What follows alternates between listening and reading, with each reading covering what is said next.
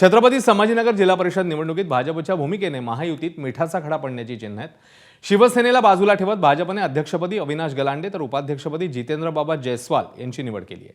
सत्ता स्थापनेसाठी 32 हा बहुमताचा आकडा गाठण्यात सर्वच पक्ष अपयशी ठरल्याने युती आणि आघाड्यांची जुळवाजुळव सुरू होती। शिवसेना आणि भाजपकडे समसमान नगरसेवकांची संख्या होती। असं असताना भाजपने शिवसेनेला सत्तेपासून दूर ठेवण्यासाठी ठाकरेंची शिवसेना आणि राष्ट्रवादीसोबत पडद्यामागे आघाडी केली।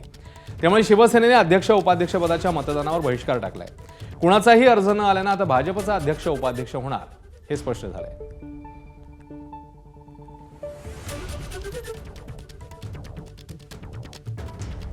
आम्ही बाजूला पडलेलो नाहीये।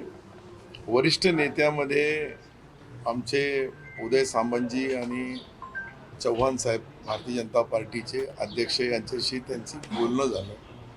बोलण्याप्रमाणे त्यांच्या चर्चेप्रमाणे आम्हाला आदरणीय एकनाथ शिंदे साहेबांचा आदेश होता की जसं ठरवलं जाईल त्या पद्धतीने पुढे चालायचं काम करायचं। परंतु अशा पद्धतीने विश्वासघात माझ्या राजकारणामध्ये पहिल्यांदा झाला। आम्ही कुठलाही विश्वासघात केला नाही। आम्ही सकाळपर्यंत त्यांची वाट बघत होतो। त्यांनी येऊन उपाध्यक्षाचं पदाचं आम्हाला सांगितलं असतं तर आम्ही नक्कीच त्यांचा राज्याचे परिणाम राज्याच्या राजकारणावर पडतील ही शिवसेना आहे अशा पद्धतीचा इशारा अब्दुल सत्तारना म्हणा तुमचं मतदारसंघ सांभाळा। 50% आम्ही तिकडे भाजप आलेली आहे। त्याच्यामुळे त्यांनी आम्हाला तुमच्या मुलाला करायचं म्हणून तुम्ही हे सगळं केलं। तुमच्या मुलाला अध्यक्ष करायचं म्हणून तुम्ही हे युती तोडण्याचा प्रयत्न केला। तुम्ही उबाड्याच्या लोकांना उचलून नेलं। झेडपी अध्यक्षाच्या निवडणुकीसाठी मंत्री अतुल सावेंनी प्रहारच्या एका सदस्याला मतदानाकरता 30 कोटी रुपयांचं काम दिलंय। आमच्या सदस्यांना ते 2 ते 3 कोटींची ऑफर दिल्याचा आरोप ठाकरेंच्या शिवसेनेचे नेते अंबादास दानवेंनी केलाय। तर अतुल सावेंनी त्यांना प्रत्युत्तर दिलं।